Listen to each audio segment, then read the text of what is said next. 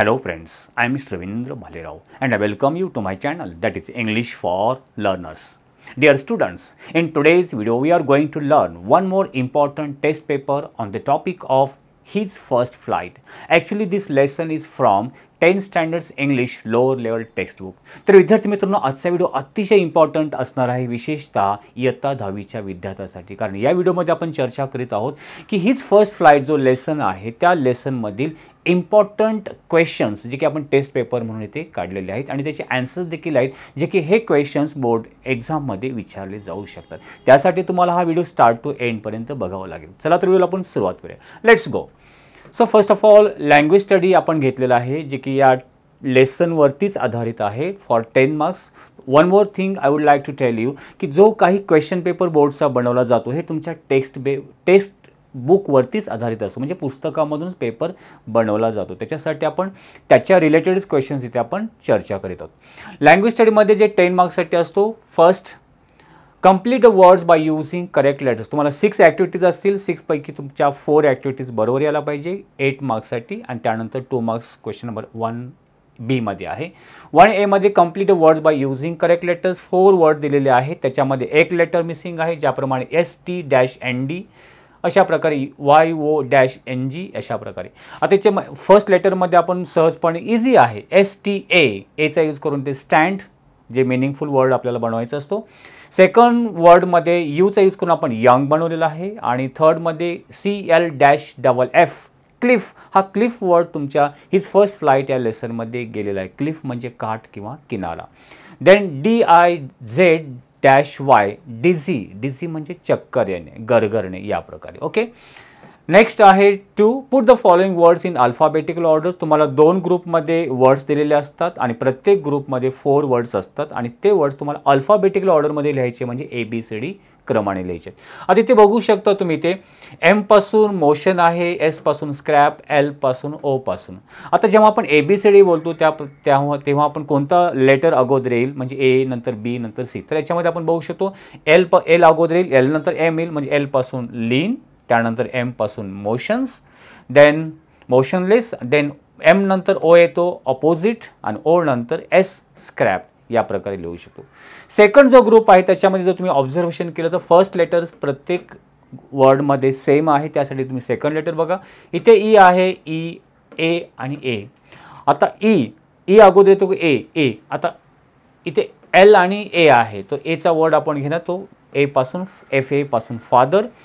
आता ईचे 2 लेटर आहेत, ते पण सेम आहे, त्याच्यामध्ये थर्ड लेटर बघू शकता A आहे आणि L आहे, त्यामुळे A अगोदर येईल म्हणून आपण घेतला फेदर्स, FEATHERS फेदर्स. ठीक आहे. आणि त्यानंतर थर्ड FEL फेल्ट आणि FLA फ्लॅप. अशा प्रकारे 2 ग्रुपमधले वर्ड्स आपण अल्फाबेटिकल ऑर्डरमध्ये लिहू शकतो. ठीक आहे. नेक्स्ट आपण बघूया, तो आहे म्हणजे third activity, that is punctuate the sentences. तुमच्या टेक्स्टबुकमधूनच 2 सेंटेन्स दिले जातात, त्याला पंक्च्युएशन करायचे, म्हणजे विरामचिन्हांचा यूज करायचा. यामध्ये कॅपिटल लेटर आहे, अवतरण चिन्ह आहे, स्वल्पविराम आहे, क्वेश्चन मार्क, फुल स्टॉप या प्रकारे. गा he cried begging her to bring him some. आता हे तुमच्या लेसनमधूनच आहे, तर तुम्ही जर लेसन केअरफुली रीड केलं असेल, गा स्टार्टिंगचं अक्षर G कॅपिटल, सेंटेन्सची सुरुवात गा 3 याच्यामध्ये कॉमा आहे, हे आपण हेच पंक्च्युएशन आहे, आणि इन्व्हर्टेड कॉमा कम्प्लिटेड, कारण हे बोललेलं वर्ड्स आहेत. He cried comma begging her to bring him some food. आता लास्टला फुल स्टॉप आहे, इथे कॉमा दिला, इन्व्हर्टेड कॉमा दिलेला आहे, यांनाच पंक्च्युएशन म्हटलं जातं. सेकंड सेंटेन्समध्ये the young C girl's father was curved. आता याच्यामध्ये बघितलं कुठेच चिन्हांचा यूज केला नाही, मग स्टार्टिंग आपण केली कॅपिटल लेटरनी द यंग सी गर्ल्स बघा, इथे अपॉस्ट्रॉफी आहे, इथे आपण अपॉस्ट्रॉफी दिलेला आहे, आणि लास्टला converting comma banking and soaring and लास्टला फुल स्टॉप. तर या प्रकारे तुम्हाला पंक्च्युएशन तुम्हाला डिफिकल्ट वाटत असेल तर तुम्ही ऑप्शनमध्ये ठेवू शकता. Fourth activity, make 4 words each minimum 3 letters using the letters in the given word. तुम्हाला एक शब्द दिलेला असतो जो की तुम्हाला दिलेला आहे ब्रदर, त्याच्यामधलेच लेटर्स म्हणजे अक्षर घेऊन नवीन 4 वर्ड्स कमीत कमी बनवायचे. तुम्ही 2-3 जास्त बनवू शकता. ज्याप्रमाणे ब्रदरमध्ये आपण बोथ पण मिनिंगफुल असावं, बोथ म्हणजे दोन्ही. देन बॉदर म्हणजे काळजी, काय नो बॉदर या अर्थाने. रॉट कुजलेले आणि ऑदर किंवा इतर याप्रमाणे. ठीक आहे. Fifth activity write related words as shown in the example. एक्झाम्पलमध्ये दाखवल्याप्रमाणे रिलेटेड वर्ड्स लिहा. Hot climate.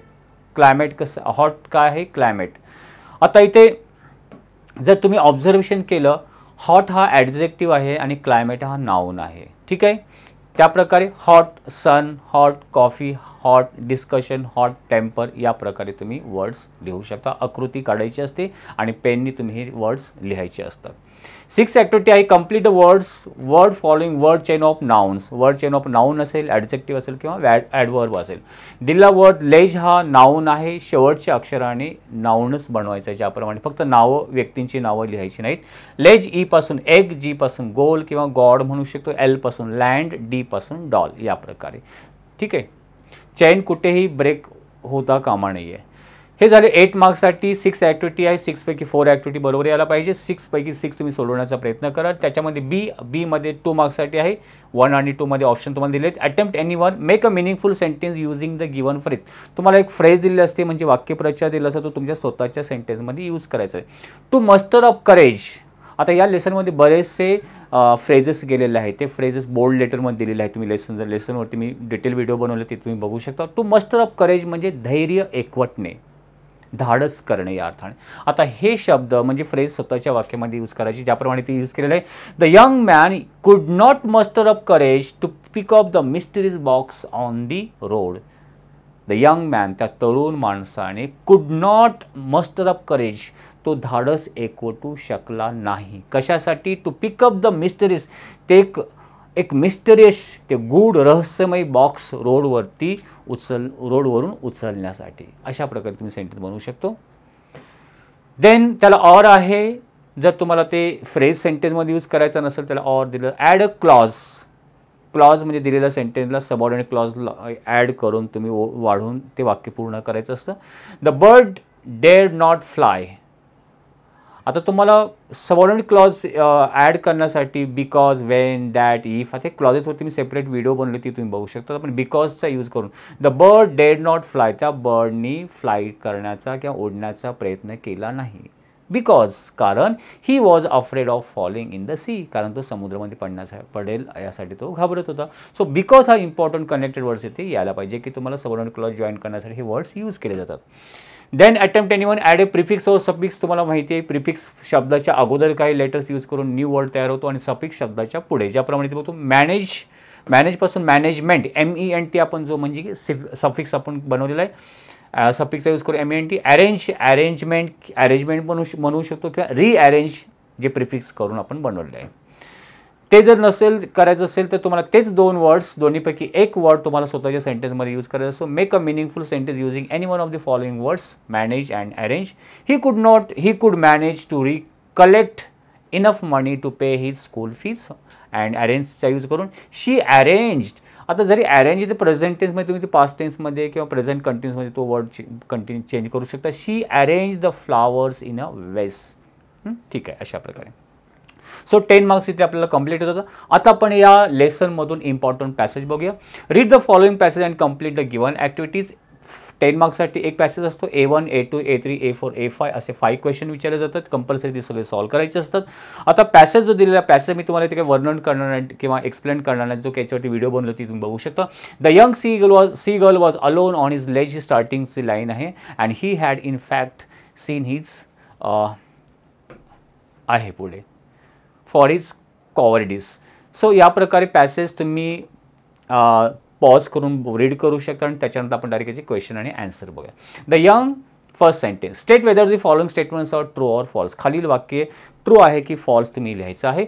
The young C girl was not confident about ability of his wings.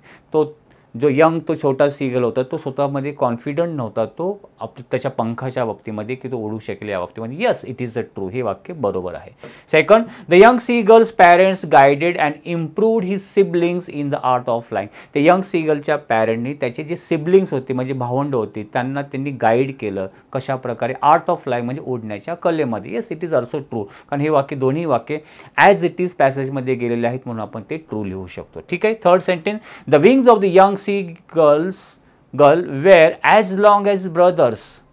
ते यंग सीगलचे जे विंग्स होते ते ब्रदर्स त्याचे भावंडाचे जेवढे विंग्स तेवढे मोठे होते नाही. त्याचं सेंटेन्स केलेलं आहे की त्याची शॉर्टर त्यांच्या भावंडाची विंग्स त्याच्यापेक्षा शॉर्टर होते. ते सेम म्हटलेलं आहे म्हणून हे वाक्य कसं आहे, फॉल्स आहे. Fourth one, the whole family of seagulls commended him for his cowardice. सगळी फॅमिली त्याच्या कॉवर्डिसमुळे त्याला कमेंट करत होती. येस, इट इज रॉंग किंवा फॉल्स आपण म्हणू शकतो.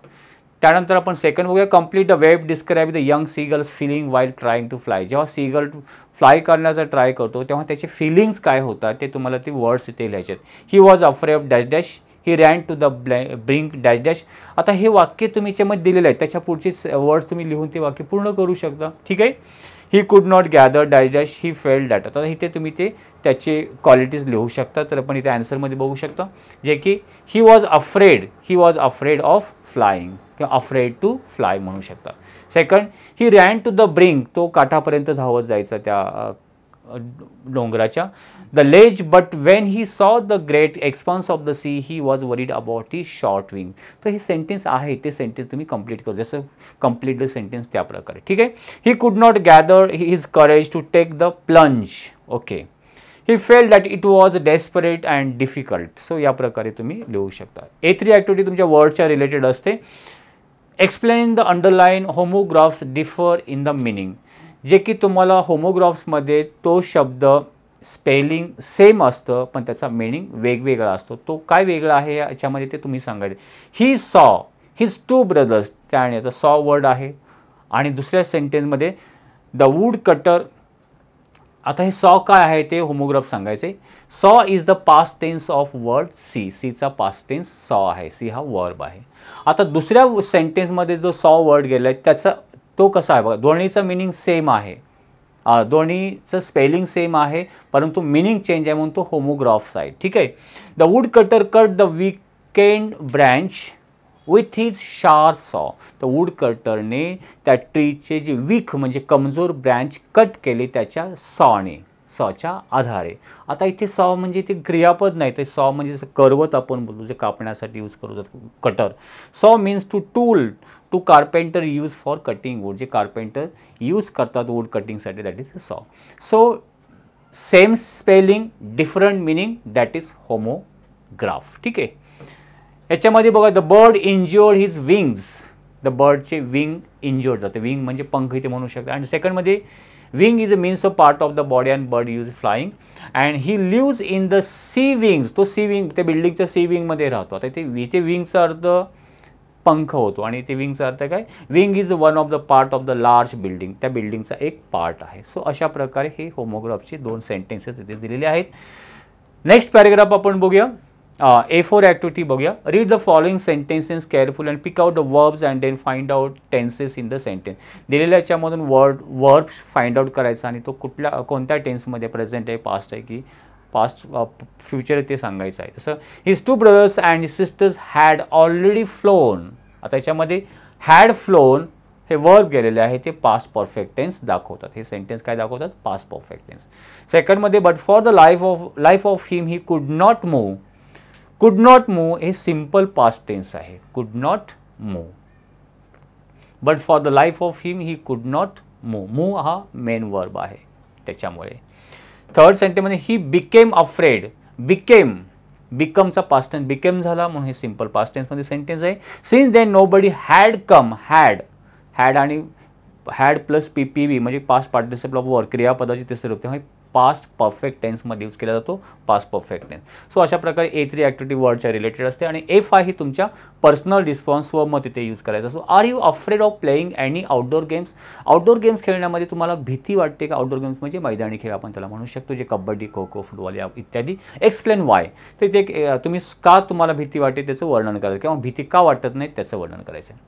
Yes I am afraid of playing kabaddi. Yes मी आपण येस म्हटलेलं आहे, कबड्डी खेळण्यास मला भीती वाटते. It seems to me that it is a very rough and tough game.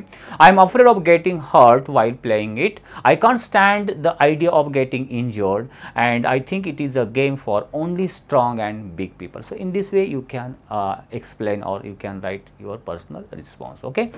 So next paragraph आपण बघूया. इथे पॅरेग्राफ दिलेला आहे द सन वॉज नाव. त्याच लेसनमधून पुढे कंटिन्यू केलेलं आहे. अँड लास्ट सेंटेन्स जे याच्यामध्ये दिलं आहे, ही जस्ट फेल्ट अ बिट डिझी. तुम्ही हा पॅसेज व्हिडिओ पॉज करून हे पॅसेज रीड करा किंवा तुमच्या टेक्स्टबुकमधून रीड करा आणि मग त्याचे क्वेश्चन आन्सर बघा. Complete the following sentence. The young C girl, आता जे A1 ॲक्टिव्हिटी असेल तुम्हाला ट्रू किंवा फॉल्स, ट्रू ऑर फॉल्स किंवा कंप्लीट वर्ड्स या प्रकारे असायचे की तुम्हाला पॅसेजमधून त्याचे आन्सर सहजपणे मिळू शकतात. So 2 marks you can get easily. The young C girl felt the heat because dash dash. Answer आहे answer he had not because he had not eaten since the previous nightfall या प्रकारे. After stepping slowly out to the brink the C girl pretended आणि answer आहे to be falling asleep या प्रकारे. ठीक आहे. त्यानंतर A2 activity. What were the young C girls family members doing when he stepped out to the brink of the ledge. जेव्हा तो young C girl, तरुण तो छोटा सी गर्ल त्या ब्रिंकपर्यंत, काठापर्यंत आला तेव्हा त्याची फॅमिली मेंबर्स काय करीत होते, प्रत्येकाचं वर्णन ते प्रत्येकाचं ते दिलेलं आहे पॅसेजमध्ये, ते लिहायचं आहे. When the C girl stepped out of the brink of the ledge, his 2 brothers and sisters were lying on the plateau, dozing with their heads sunk into their neck. त्याचे ब्रदर्स अँड सिस्टर डोझिंग करत होते, झोपा काढत होते त्या प्लेटोवरती, त्या पठारावरती. ठीक आहे. आणि हिज फादर काय करत होते, his father was preening his feathers. जे पीस असते, फेदर्स म्हणजे पीस, ते प्रिनिंग म्हणजे चोचीने ते क्लीन करीत होते. And on his white back and his mother was looking at him. फक्त ऑन त्याची मदर वॉज. सो प्रत्येकाचं तुम्ही पॉईंट वाईज पण लिहू शकता किंवा असे सलग सेंटेन्समध्ये लिहू शकता. Next, find out 2 present participle and past participle form. Present participle क्रियापदाला ING लावणारे वर्ड तुम्ही लिहून काढायचे. प्रेझेंट पार्टिसिपल ब्लेझिंग आहे, स्टँडिंग हे वर्ड तुम्हाला पॅसेजमध्ये गेलेत. आणि पास्ट पार्टिसिपल म्हणजे क्रियापदाचे तिसरं रूप म्हणू शकतो आपण, फेस्ड, क्लोज्ड या प्रकारे. ठीक आहे. A4 activity. Monsters terror seize him. आता हे सेंटेन्स दिलं आहे. Begin the sentence with he. आता हे चेन डिवाइससाठी सेंटेन्स आहे. ऑलरेडी हे monster terror seize him. So हे ॲक्टिव्ह वाईस आहे, पॅसिव्ह वाईसमध्ये. आता ॲक्टिव्ह पॅसिव्ह तुम्हाला डिटेलमध्ये शिकवावं लागेल, त्याच्यावरती व्हिडिओ बनवलेले आहे, ती बघू शकता. हिमचं आपण स्टार्टिंग ही केलं. He was seized by monsters terror या प्रकारे. अँड सेकंड सेंटेन्स आहे the he could feel the tips of his wings cutting through the air. Use be able to. Can किंवा कुड काढून ते एबल टूचा यूज करू शकतो. ही वॉज, कुड हे पास्ट टेन्स आहे म्हणून कुड असेल तर वॉज वेअर एबल टू. हिच्या पुढे ही वॉज एबल टू, बाकी फील द टिप्स आपण बाकी आहे तसं आपण लिहू शकतो. ठीक आहे. And A5 question. Why do you think that human beings also find it difficult to face great challenges. तुम्हाला असं का वाटतं की जे ह्युमन बिईंग्स, मानव जीव जो आहे त्यालासुद्धा चॅलेंजेस किंवा आव्हानं फेस करायला, त्याला सामोरे जायला त्याला पण अडचण येतात, म्हणजे माणसाला पण अडचण येतात असं का वाटतं. ठीक आहे. I think people also find it hard face to big challenges even as a children taking the first step is a challenge. म्हणजे लहान मूल जे असू दे जेव्हा पहिलं पाऊल टाकतं त्याला देखील चॅलेंज फेस करावं लागतं. म्हणजे चालण्यासाठी आव्हान, तो पण डिफिकल्टी फेस करावं लागतं किंवा सामोरं जावं लागतं. त्याप्रमाणे मोठ्या माणसांना देखील when they try to stand and they walk they feel afraid of falling. In the same way, with all big challenges, the fear of falling or losing makes it hard for people to face them. मग मोठ्या लोकांमध्ये पण challenge, problem आल्यानंतर difficulties का घाबरतात, कारण त्यांना आपण याच्यामध्ये फॉलिंग होऊ शकतो, अपयशी होऊ शकतो किंवा आपल्याला हर्ट होऊ शकतो. And that is why they feel very afraid of facing the challenges. ठीक आहे. या प्रकारे लिहू शकता. आता तिसरी जी आहे याच्यामध्ये पॅसेज आहे, जो लास्टचा पॅसेज आहे तो पॅसेज या प्रकारे आहे. Beginning line the he flapped his wings once and soared upward गा गा असं म्हणून. आणि लास्ट लाईन याच्यामध्ये दिलेली आहे he had made is first flight. म्हणजे तिथे तो धडा कंप्लीट होतो, ही हा लेसन. त्याच्यावरती आपण इम्पॉर्टंट क्वेश्चन कोणती आहे ते बघूया. Complete the following sentence. The young C girl commended dash dash.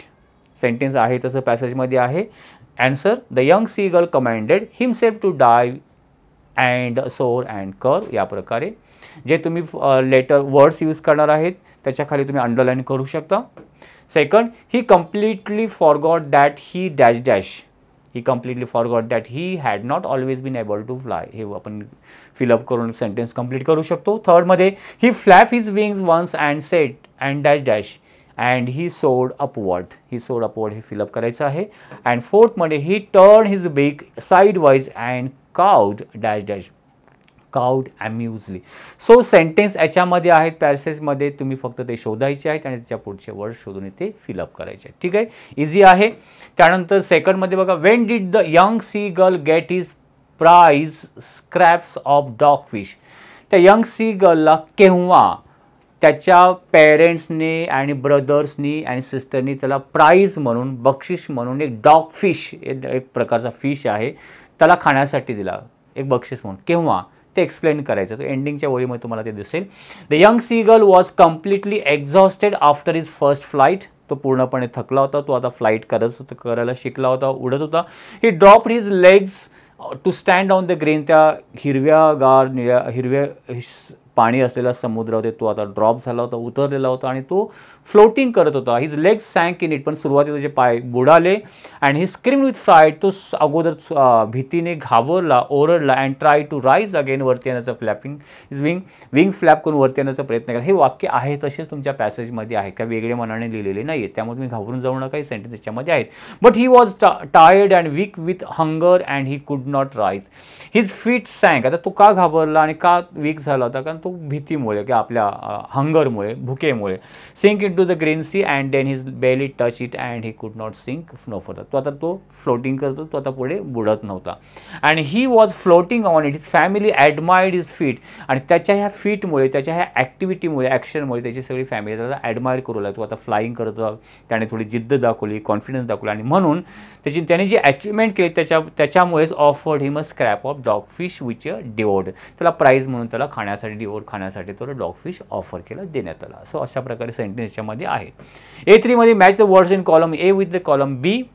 Reach, exhaust, shriek, scrap, wear out, small and thin piece, a chain of hills and make a loud cry. आन्सरमध्ये बघू शकता. Reach म्हणजे डोंगराच्या रांगा आपण म्हणू शकतो, chain of hills. Exhaust म्हणजे थकून जाणे, वेअर आउट त्याला आपण. Shrink, make a loud cry, मोठ्याने ओरडणे. Scraps, a small and thin pieces, तुकडा या अर्थाने. A4, he was near the sea now. Frame WH question to get underlined part as answer. हा भाग आन्सर म्हणून मिळण्यासाठी WH क्वेश्चन बनवा. आता याचे प्रत्येक ग्रामरचे टॉपिक होते सेपरेट व्हिडिओ बनवले, ती तुम्ही सेपरेटली बघू शकता. कारण इथे जर एक्सप्लेन द्यायचं म्हटलं तर एकाच टॉपिकवर आपल्याला 1-1.5 तास इथे जाऊ शकतो. म्हणून इथे फक्त डायरेक्ट उत्तर बघूया. हे आन्सर म्हणून अंडरलाईन पार्ट आन्सर म्हणून येण्यासाठी आपल्याला WH क्वेश्चन बनवायचा आहे. Where was he now. तो आता कुठे होता. But he was tired and weak with hunger. Use not only but also. Not only but also use करायचं याच्यामध्ये, अँडच्या ठिकाणी बट ऑल्सो या प्रकारे. He was not only tired but also weak with hunger या प्रकारे. अँड लास्ट क्वेश्चन आहे, how does your family help you to achieve your goal. तुम्ही तुमचं गोल जे आहे, उद्दिष्ट आहे, ध्येय आहे, ते अचीव करण्यासाठी तुमची फॅमिली तुम्हाला कशा प्रकारे हेल्प करते. तर अब या प्रकारे आपण आन्सर लिहू शकतो. My family always help me with everything. Each one of them, specially my parents, helps me decide my goals. If I get distracted, they remind me of my goals all the time. They are always ready to guide me in their own way to achieve whatever I want. They always encourage me and praise me even for my smallest achievement. So in this way we can write an answer as a personal response or personal thoughts. So friends, I hope तुम्हाला हा video निश्चितपणे आवडला असेल आणि याची जी PDF तुम्हाला हवी असेल तर PDFची लिंक मी डिस्क्रिप्शन बॉक्समध्ये देईल. तिथे तुम्ही जाऊन चेकआउट करा आणि PDF डाउनलोड करून घ्या. आणि ही जी पूर्ण टेस्ट पेपर आहे, हीच फर्स्ट फ्लाईटवरती, ती टेस्ट पेपर तुम्ही क्वेश्चन्स आणि आन्सर्स नोटबुकमध्ये लिहून ठेवा आणि रिवाईज करा, म्हणजे एक्झाममध्ये तुम्हाला इझी जाईल. So wish you good day, take care, thank you very much.